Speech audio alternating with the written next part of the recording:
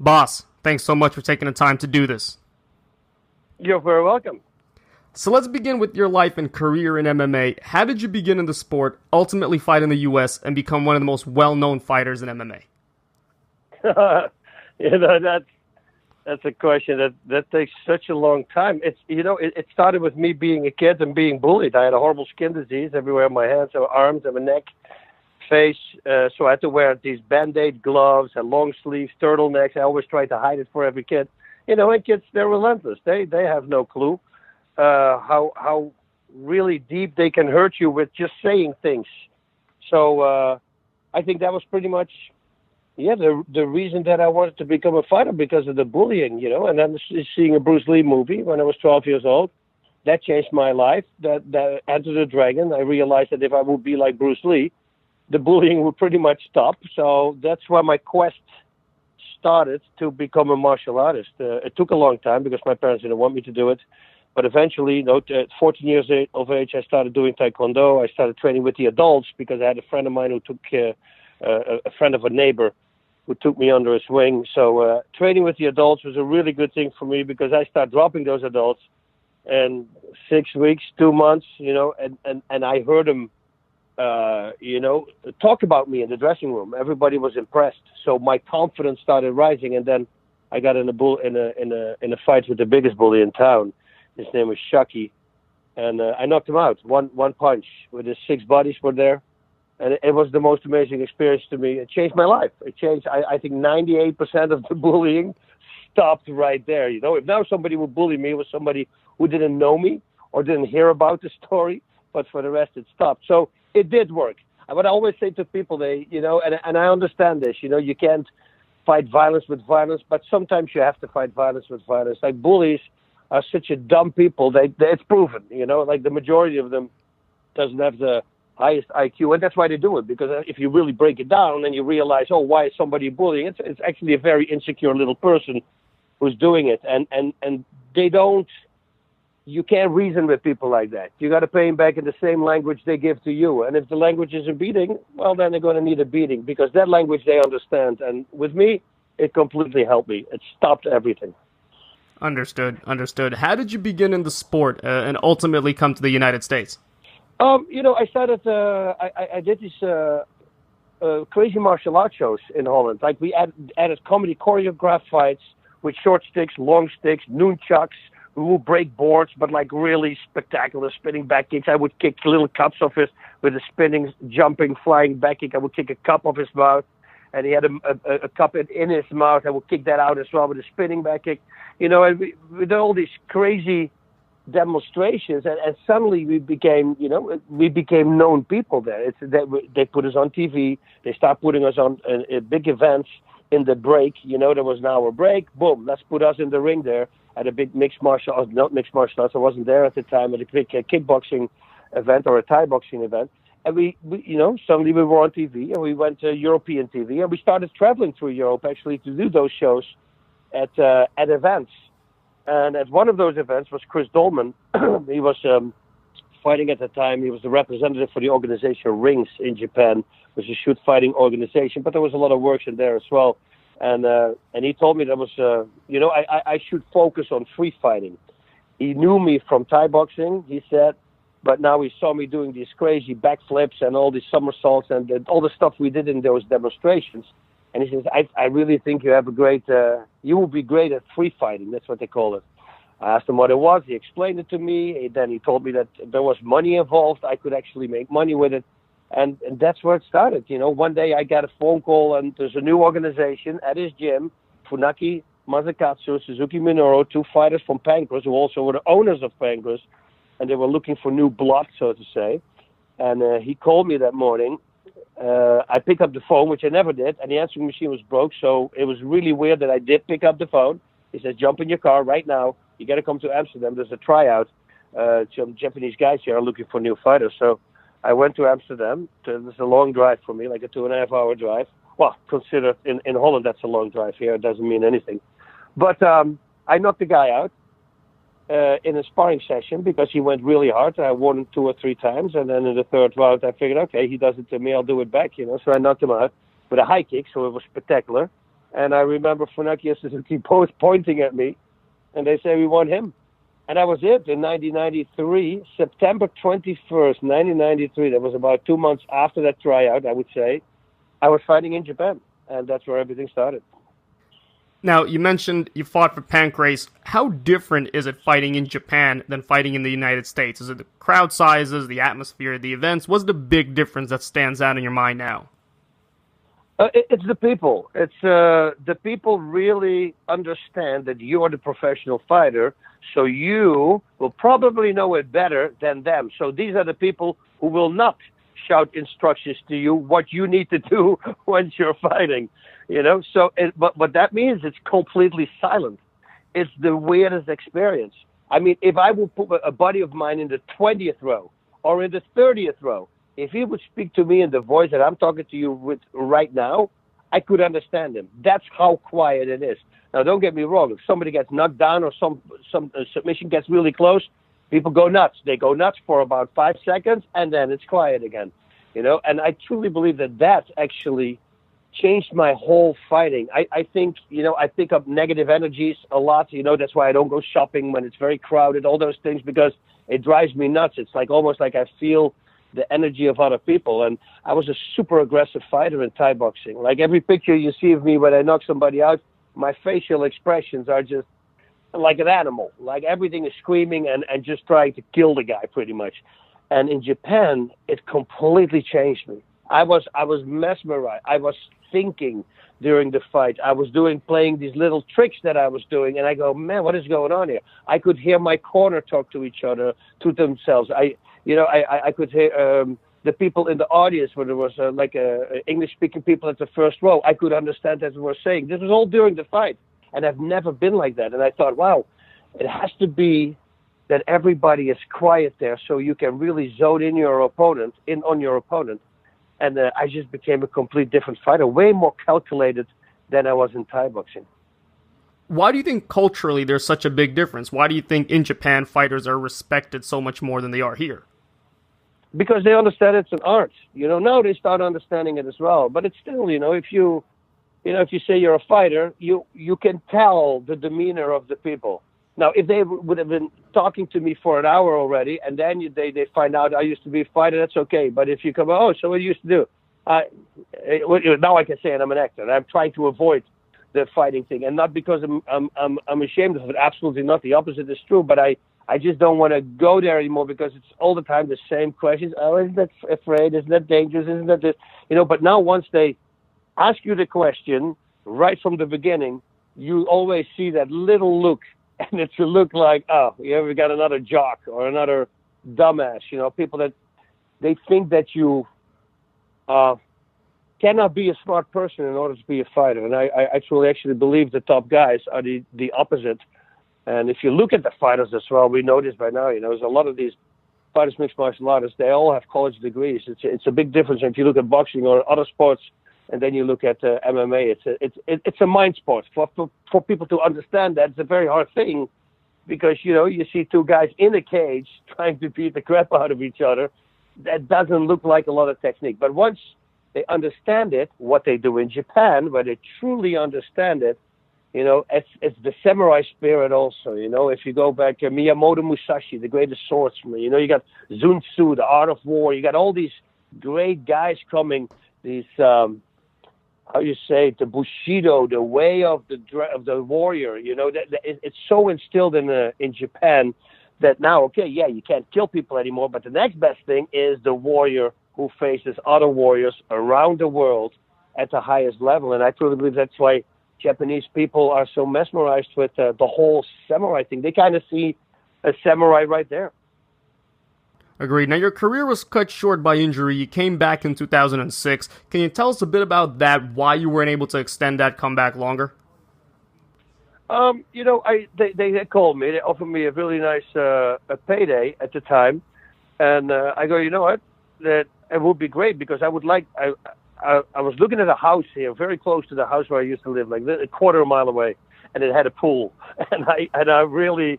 like a pool, so I said, you know what, maybe I should take the fight so we can go to that house, it's for sale, and then we have a pool. So that's why I took the fight. I was also drinking a lot at that time, And that was another reason for me, because I knew that if I would, if I would take the fight, well, that would be over, because I simply couldn't do it anymore. I'm going to get my butt handed to me. So I started training. Everything was great. I had about 10 weeks, I believe, for the fight, 9 or 10 weeks. No injuries.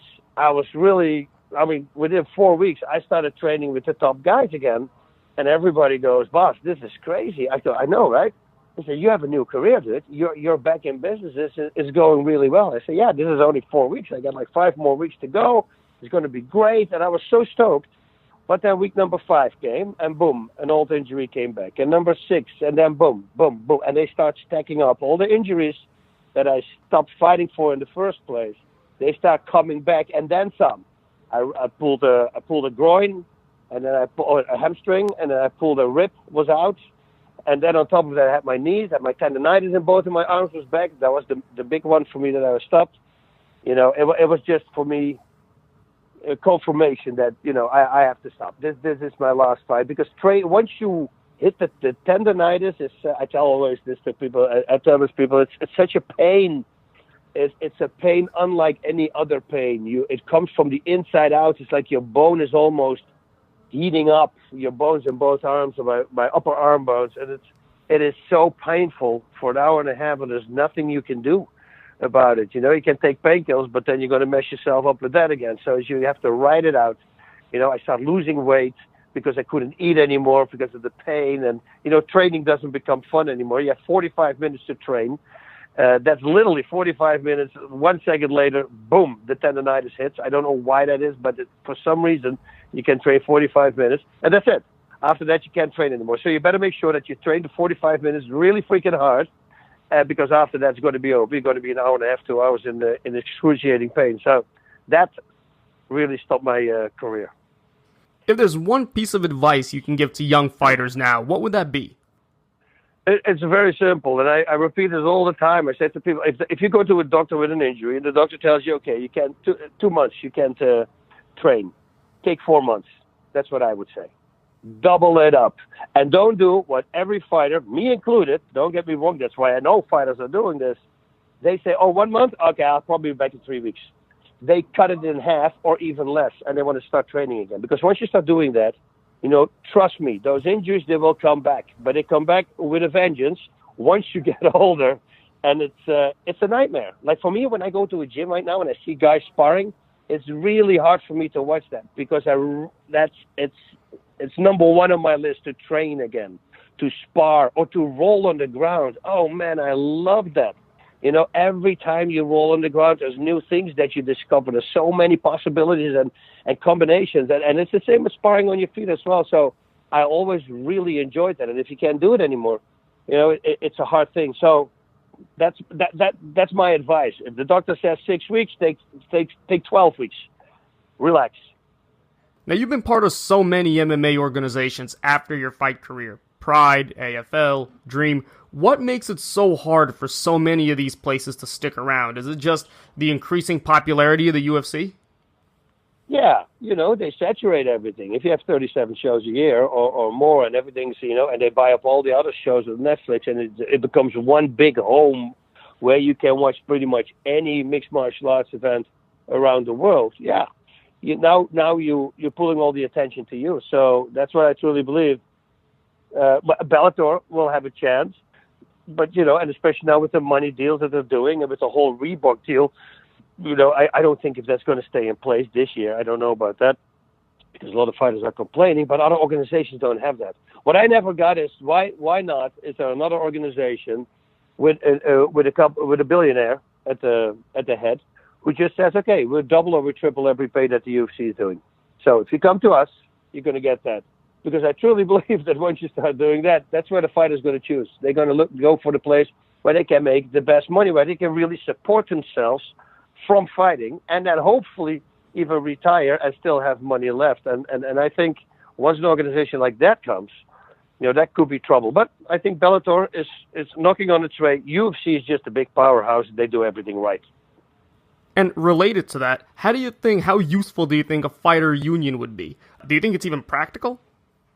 Yeah, it would be great. It would be great to have a union, but it's an individual sport. It's it's a very hard thing to accomplish. But I think I truly believe, like an Ali Act or something, all that stuff that will come in the future, because the sport is just way too big for that. It has to come, because some fighters, you see it, they're really good fighters, an injury happens, and maybe a compound fracture or something happens that they can never fight again, and the career is gone, and that's it. What are they going to do now?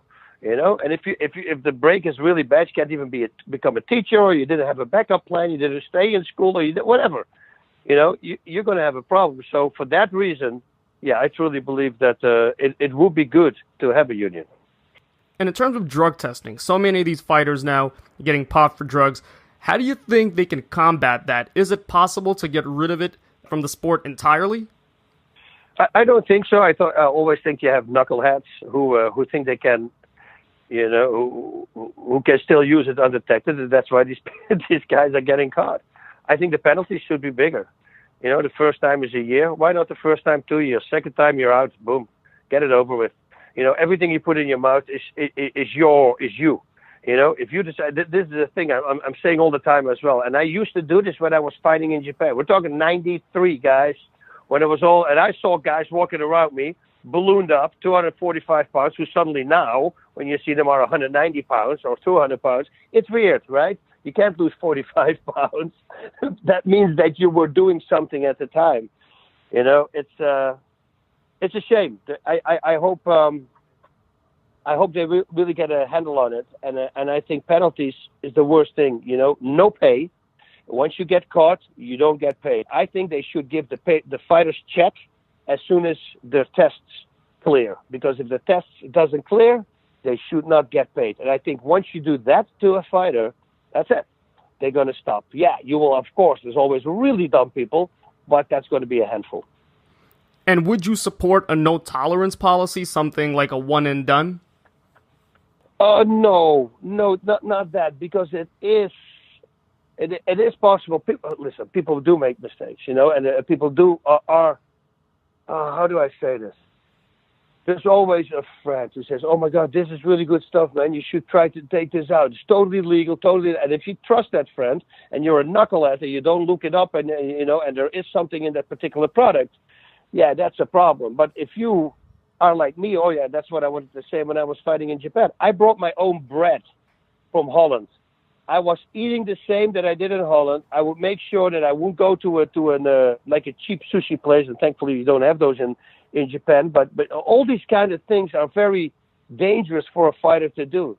Bring your own water. That's what I did. When I was fighting, I would bring my own water bottles. Bas, they're not going to put anything in the water. No, but you never know. And if I do this, I can never blame it on something else. I can never say, oh, I took something from a guy. He said it was good and it made me feel really bad. Because then I'm the stupid guy who did that, who took it from the other guy. You know what you are. And if you bring your own food, you bring your own water, nobody can put something in there. Nobody can poison anything. I had a friend who was a bodybuilder, and it was a she. And she did use steroids. And she got caught with steroids, but she said, I didn't use those steroids. So what happened to her, because she said, yeah, I got popped. She said, I did use steroids, but I didn't use that particular steroids. But the day before the show, one of her competitors, they were at a bar, like a healthy bar, so to say, and they gave her a protein shake. And she took the protein shake. And she told me, pretty sure that in that protein shake, somebody put that kind of steroids, because that was the only steroid she never used. She used others, she said, but she didn't use that one. You see, so those things are always possible, and they have to really go to the bottom of it. But for the rest, I say the second time. If the first time happened, okay, you can get a little bit neglected. You took something from somebody, whatever. You can come up with a crazy excuse. Second time, you're going to be out. And it needs to be across the board. It needs to be like, if you get caught in the UFC for that, you should not be able to fight in another organization anymore. Now, you fought in an era where drug testing was obviously a lot more relaxed. Do you ever think back and say maybe your career would have been longer, you would have suffered less injuries if the sport was regulated so you weren't fighting against guys that potentially could have been juiced up? No, I don't think so. I think it's all in the head of people. You don't gain so much as you think you gain. It's fighters have a real big problem. It's the same as alcoholics. And listen, I'm a fighter, and well, actually, You can remember me also as an alcoholic. It's never the fault of somebody else. It's never the fault of themselves. Once you accept that you are the problem, you don't need any steroids. It's all the time because another fighter was cutting more weight than him, and because of that, he was stronger during the fight, or it was that the other fighter was using something. Guys, it's such a BS. It doesn't really matter. Weightlifting, if you do it with or without steroids, you really think there's that big of a difference? I actually test out there for Olympic people who got clipped at the Olympics, and all the people who got clipped at the Olympics were worse with steroids than they were without steroids. There's this whole test done about it. I think it's all in the head. I think it's all what people think it is, but it isn't really. I know. I do understand. Once you get older, and you go a certain age, you can't recoup as fast anymore. Yeah, you need it. But I think that until you're, at least up to 40, 45, there's enough people who can still have their own testosterone levels and who can train them. Yes, you have to watch out. Like when I was fighting at 42, I can't train like I did when I was 32. I have to, then I went 8 times a week, out of control, crazy hard. Now I can only do 4 times a week then, because the rest I'm going to need to recoup. All the other workouts I got to do at 80%. You see, it's good for that. Now, and don't get me wrong as well, I'm not against steroids. I'm not against it if it is used for the right reason. If you use it in fighting, you're a loser. You shouldn't use it. And you cannot look at yourself. If I would have used it in fighting, there's no way I can look at myself and see a good person when I brush my teeth in the mirror. There's no way, because then I know that I cheated, and that's how I got my belt. It's stupid, but you don't need it. You don't really need it. But if you have an injury, let's say you have a bad neck injury, and the doctor says, okay, you're going to be a year out, dude. He said, but, if I give you some testosterone or whatever steroid he wants to give you, you might be able to fight within 6 months again. Then I tell the fighter, use it. Stay it. Make sure the athletic commission knows about it, because they will allow it. Everything is going to be okay. Use it. Get rid of that injury. But then just make sure that at least 2 months before you fight again, you don't use anything, and that it doesn't show up in your system. Then I say, okay, you can use steroids to heal faster. But in competition, no, you're the biggest a-hole when you do that, because you bring other people in danger. Now, you're one of the few fighters who was able to successfully transition to a long-term career outside of the sport, broadcasting, acting. Why is that such a hard transition for other fighters to make? Well, maybe it's just not their forte, so to say. Everybody says, I want to be an actor, I want to do this, but nobody does something about it. And with that, I mean, like, if you want to be a fighter, you're going to be a fighter and you're just going to fight, or you have to actually train for it and do these things. And right now they don't see that yet. Of course you need to train, otherwise you can't fight. What, you think acting is different? You don't have to learn that? It's a profession. People get paid a lot of money if you're a really good actor. That means it's a really hard profession to learn. So when I came to the States, within 3 months, when I was living here, I was already taking acting classes at the Beverly Hills Playhouse. I knew eventually that my career was going to be over, and I would like to be prepared for something that I would enjoy doing. It was whether I'm going to do TV, movies, or maybe stunt work or fight choreography, anything in movies. I'm a big movie buff. My entire life I've been like that. And I've always been thinking about doing something like that. And so preparation is the key. But, if you don't like to be an actor, you shouldn't be an actor, because then it's going to, first of all, you're going to be a horrible actor. People will tell, but then look for a different profession. You want to be a commentator? Start commentating. Start doing these things. Start learning about it. But I'm a fighter. I know everything about it. No, but it's a different way. Talking to the people on a live show into the camera about breaking down a fight. Yeah, that's real easy to do in a mirror while you're practicing, but do it at a live event where you cannot make any mistakes. Now the pressure is on. Every fighter should know their very first fight. When they fought, everybody will tell you, pretty much. There's a few exceptions who are just control it right away, but I wasn't one of them, I guarantee you that. But, it's chaos. Your first couple of fights are chaos. And that's exactly what acting is going to be for you if you don't study it. So it's always better to go prepared, start taking classes, start doing something that you can do once you stop fighting. It can be any profession. It can be any profession, but if that, just make sure that you start doing it. Don't think my career is going to go till this far, because if you can do that, well, then you're God. Well, then you can predict that you don't get injuries, you don't get anything, and you know exactly when you're going to die. People don't get that. You can walk on the street right now and a car slips and something happens, a guy is drunk, whatever. Anything can happen, and he can hit you, and your career could be over. And if you don't have a backup plan, that's going to be a problem. So just make sure you have a backup plan.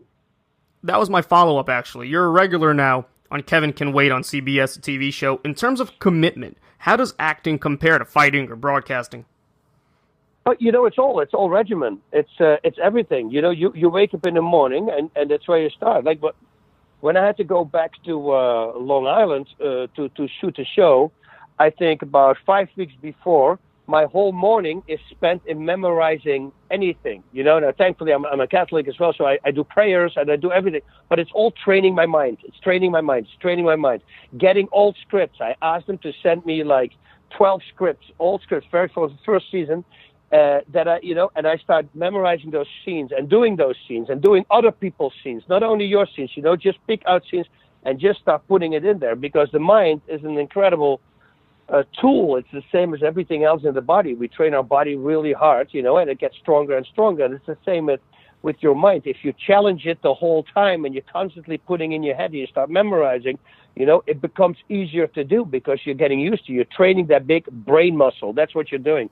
And that's what people should do. It's just, what you did in fighting, spend that same amount of time and put it into acting or any other profession. And once you do that, you will succeed, because it's a lot of time you put in there. But this is the thing, I used to love fighting. It was everything, training for me, everything. I loved everything about it.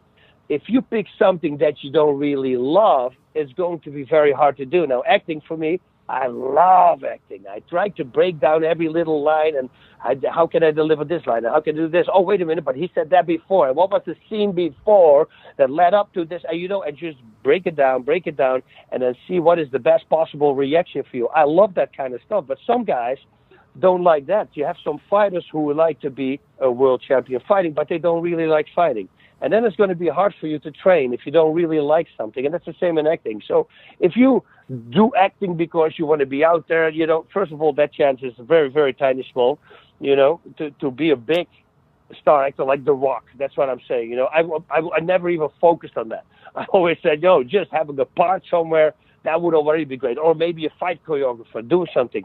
Just preparation, man. Preparation for something that you love to do. Pick it out, start practicing, and then do it. You never go, that's what I always say, right? If you love what you're doing, you never go to work. And that's really my life is all about that. Not in the first 17 years. I worked really hard, 18, 19 years. I did every freaking job you can imagine. But, once you start doing things that you love to do, I mean, sky's the limit. Inside MMA, I told everybody, I never, ever, we had 433 shows.